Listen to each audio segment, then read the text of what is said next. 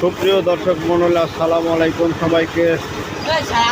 তো আজকে আমাদের ফার্মের পুকুরে, অর্থাৎ আমার দায়িত্বে যেগুলো পুকুর আছে এগুলো চুন দেওয়া হবে।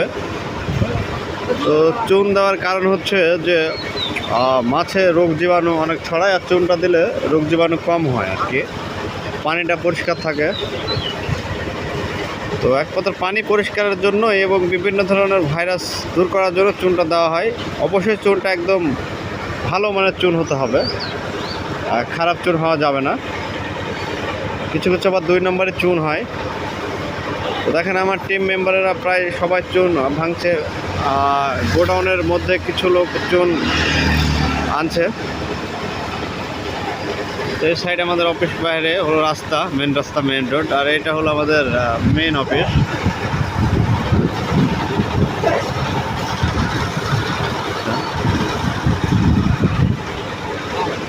সবাই মনোযোগ দিয়ে চুনটি ভাঙছে। চুন ভাঙা খুব কঠিন একটা কাজ।